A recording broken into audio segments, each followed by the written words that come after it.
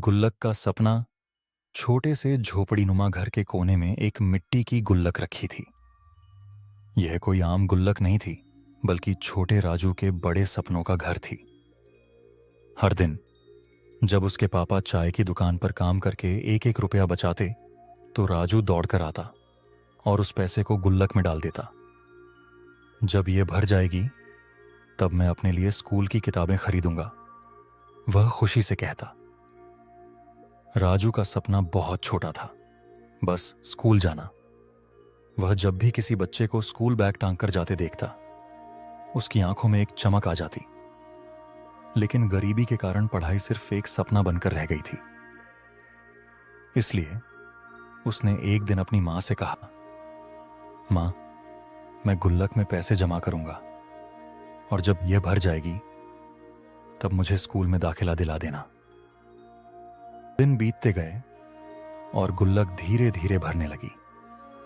हर रात सोने से पहले राजू उसे हिलाकर देखता और सिक्कों की खनखनाहट सुनकर उसकी आंखें चमक उठतीं।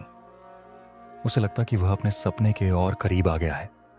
लेकिन एक दिन कुछ ऐसा हुआ जिससे उसका पूरा सपना चकनाचूर हो गया। उस शाम जब राजू अपनी मां के पास बैठकर गुल्लक से खेलने लगा, तभी उसके पापा थके हारे घर लौटे। चेहरा उतरा हुआ था। मां ने पूछा, क्या हुआ? पापा ने धीरे से जवाब दिया, आज दुकान का मालिक बहुत गुस्से में था, उसने काम से निकाल दिया। घर में पहले ही खाने के लाले पड़े थे, अब कमाई भी बंद हो गई। मां ने चुपचाप आंसू पोंछे और पापा से कहा, अब खाना कहां से आएगा? राजू यह सब सुन रहा था। उसने गुल्लक को देखा, उसमें उसके सपने बंद थे, लेकिन उससे बड़ा सपना उसके घर का था, उसकी मां और पापा की उम्मीदें।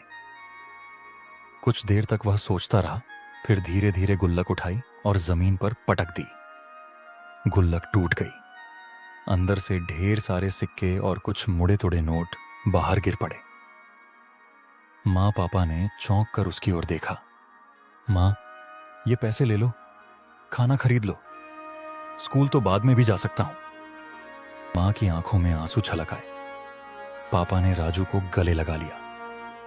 उस दिन राजू का सपना टूट गया, लेकिन उसने अपने परिवार को भूखा सोने से बचा लिया। कभी कभी सपने पूरे होने से ज्यादा जरूरी किसी और की जरूरत बन जाना होता है।